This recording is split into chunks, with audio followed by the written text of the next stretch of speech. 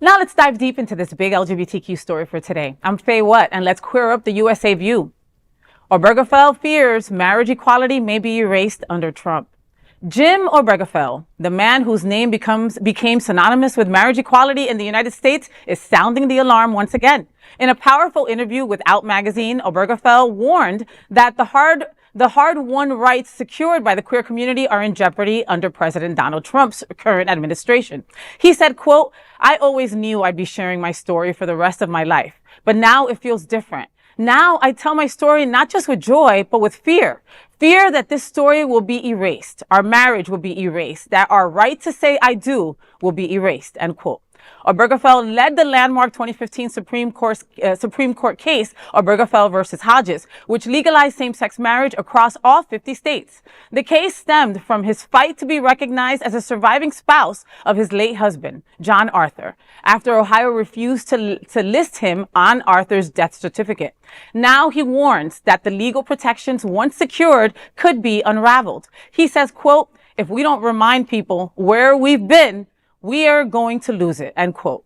Obergefell, 59, said he's committed to being a voice for the vulnerable. His fears aren't unfounded. Trump's second term has already seen a cascade of anti-LGBTQ policies, bans on transgender athletes, executive orders rolling back protections, and even the shutdown of an LGBTQ plus suicide prevention hotline. Internationally, the hostility isn't limited to U.S. soil. In the UK, right-wing leader Nigel Farage recently declared same-sex marriage wrong. For many in the LGBTQ plus community, Obergefell's warning feels less like a whisper and more like a wake-up call. Wow, I can't believe that he's only 59 years old. Right. Wow.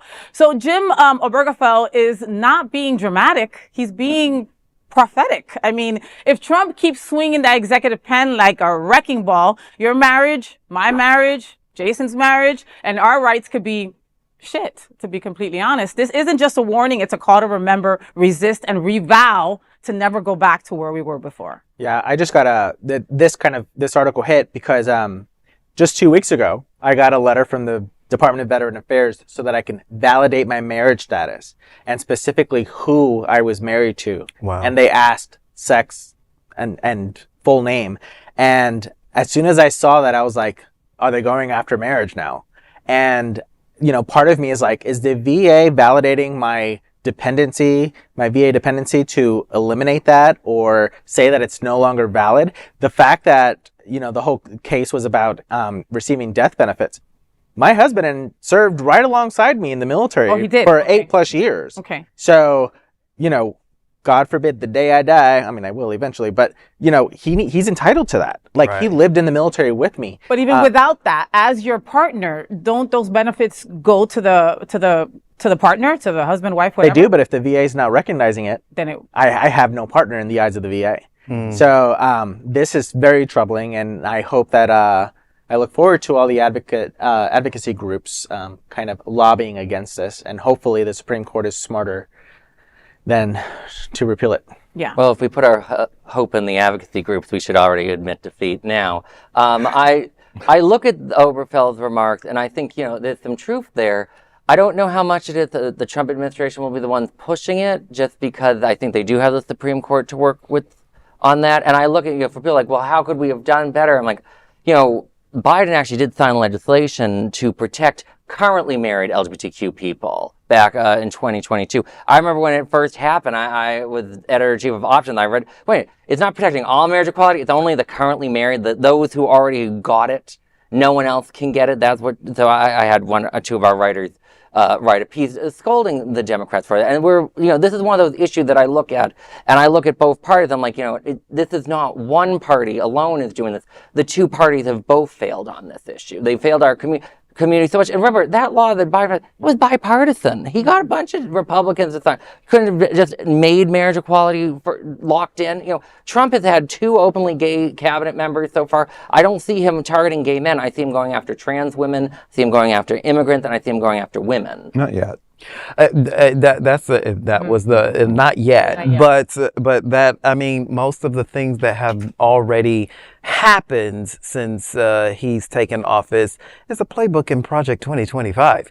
I hate to be the one. No, I love to be the one. But if you actually read the damn thing, it's in there, and it's all Christian nationalism, because by the time you get the propaganda machine going of Christian nationalism, everyone who's heterosexual, who's straight, they turn a blind eye to what's going on because they believe that they are protected as all of everyone else's rights gets chipped away little by little, until you realize that they're starting to come after your rights because they need control. They need Make America Great Again isn't about going back to some past. It's about make America great, #1 in the world again, with the ways in which we were founded on white, heterosexual ideology, terroristic ideology. And this terroristic ideology, Obergefell is really right. We're going down the road to him attacking, and it's not just him, it's all of his little cronies that's in there. And they have not a damn professional bone in their body, because they're all nothing but media, attention, hoarding, power hungry, narcissistic demons. I said it. You did say it. And this is, it's coming to that path. So I think raising the red flag, ringing the warning bell, running through the community and being like, we in danger, girl. Right. Is actually accurate. And taking it a step further from LGBTQ, women will be next, right? Yeah. I mean, we're being of the already day, there. they couldn't We're vote. there. They weren't allowed, their place was in the kitchen, and yeah. I mean, I a can see it. hospital put a dead woman, forced a corpse to deliver a baby. I think we're already past. We're already past the women. Yeah. Voting rights are coming next for Black people in the ways in which socioeconomic disenfranchisement has landed a lot of them as felons or so you can't vote. Yeah. There's just so many things that we could talk about that I can go down the road in. It's just, and we're only 5 months in? Right. Five, 6? 7. Six? Doesn't matter. Yeah. 6? And look at where we are already. Yeah. So Obergefell, do your thing. Yeah. Do your thing. And I have to comment that, when Project 2025 came out and, Trump was like, hell no, I'm not going to do anything with that, right? Jamal was like, I don't trust you, white man. I'm going to go and read this shit, right? And mind you, it's like 300 pages, okay? 1,000. Of jargon Yeah. I was like, okay, can we put it through ChatGPT and get a shorter version that I can read? You know what I mean? But Jamal was like, hell no. He sat there and was like, all right, what parts of this are really going to affect us? And that boy was scared. And you can't, the chat GPTs don't work. My junior researcher tried that for me with Project. Oh, did he? It was all wrong. It spat out all this pro-labor stuff. And I was like, no, this is not a pro-labor document. You should not spend 2 seconds to just Google search the document. My goodness. Wow. Don't use chat GPT. Don't use it. Well, that is the big LGBTQ story for today. There is no other queer nonprofit media platform like this in the entire world. Support our LGBTQ stories by subscribing and sharing Queer News Tonight.